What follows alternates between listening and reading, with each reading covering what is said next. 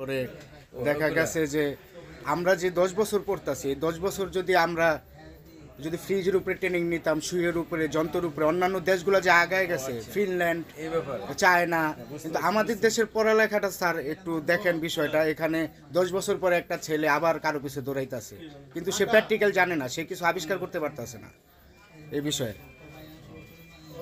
এই ক্ষেত্রে আমি মনে করি যে একজন শিক্ষার্থীকে তার লক্ষ্য, সে কিসের উপরে দক্ষ, তাকে ওই দক্ষের উপরে তার সময় দেওয়া উচিত। আমি মনে করি যদি কেউ একটা ফ্রিজ বা ইলেকট্রিকের উপরে তার দক্ষ থাকে, ওই শিক্ষার্থীকে ওই ব্যাপারে ওই লাইনে তাকে সার্টিফিকেট দেওয়া উচিত এবং ওই ক্ষেত্রে তাকে মনোযোগী হওয়া উচিত। আবার যে অর্থনৈতিক ভালো জানে তাকে অর্থনৈতিকভাবে দেওয়া উচিত।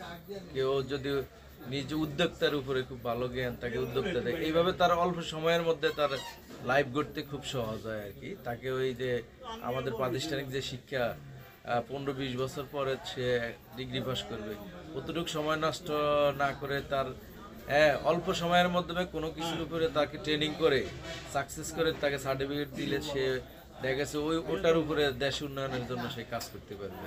এটা আমার মনে হয় একমুখী শিক্ষা করা উচিত আর কি। কিন্তু স্যার আমাদের যে কোনো স্কুলেই তো আমরা দেখতেছি না যে সঠিকভাবে যে কারুকলামের উপরে চাপ দেওয়া বা কোনো সৃষ্টির উপরে চাপ দেওয়া। আমরা যে বই পুস্তক পড়তেছি, যে কবিতা পড়তেছি, এটা তো আমাদের এই অনলাইন জগতে বা আমাদের একটা হলো প্রাতিষ্ঠানিক শিক্ষা, একটা হলো প্রাতিষ্ঠানিক শিক্ষাও সে শিক্ষিত হয়ে দেশের সর্বোচ্চ ডিগ্রি অর্জন করে, আরেকটা হইলো সে কর্মমুখী শিক্ষা।